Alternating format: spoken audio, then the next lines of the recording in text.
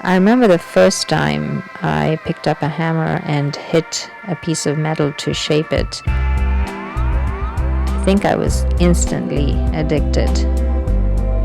I was taking classes then in silversmithing and learning to raise and forge and chase. And it was this that ultimately compelled me to leave my career as a textile engineer and to pursue metalsmithing full-time.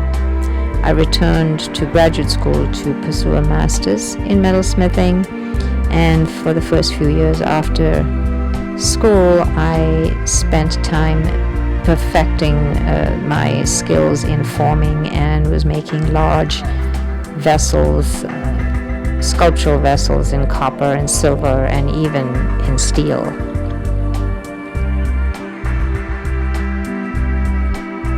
Today I feel I've miniaturized much of what I did in my vessel making days. Only now my hammers and tools are smaller and I work in gold and platinum. The design of this 18 karat gold necklace, for example, emerged while I was still forming vessels. The swirl motifs came directly from observing the movement of water. It's a motif that I used in the sculptural vessels that I had made earlier.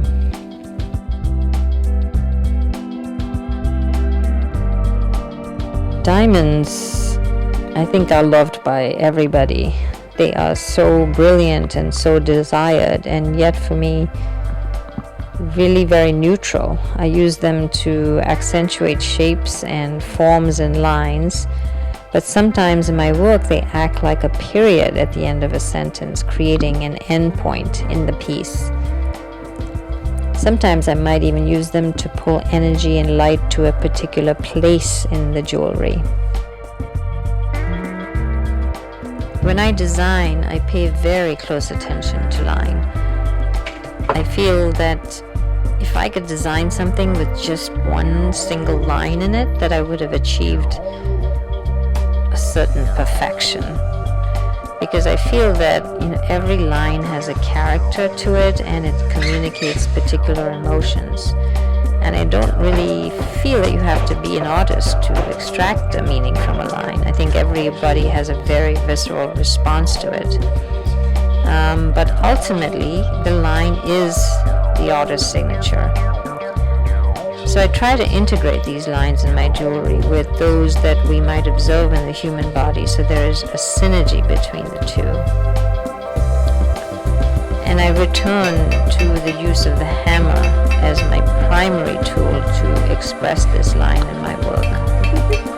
So I forge gold and taper and shape it, relying mostly on the hammer and the stake. I was born in India and moved to the US at 15. So I spent most of my childhood in Calcutta, and I'm sure that it had a huge influence on me. And I can only say now that sometimes when people look at my work, they comment that there's a certain Indianness to it. But primarily now I feel that I draw my inspiration from things I see around me, particularly in nature. I love collecting bits of leaves and rocks and seeds and flowers and driftwood. And I also love spending time by the water and observing the handprint that water has left on our landscape as it passes over it. So you'll see a lot of layers in my work. Nearly every piece has multiple components that will rest on each other or relate to each other or fit into each other, or one might even say they almost talk to each other. In 2007, I decided to open a retail store and a gallery with an attached studio space in Englewood, New Jersey. So that's where I am now. It's where I meet with customers. It's where I work with my team. It's where I spend many hours at the jeweler's bench creating. It's where it all comes together. a place that holds my dreams, my aspirations, my imagination. And at the end of the day, it's a place I love coming back to.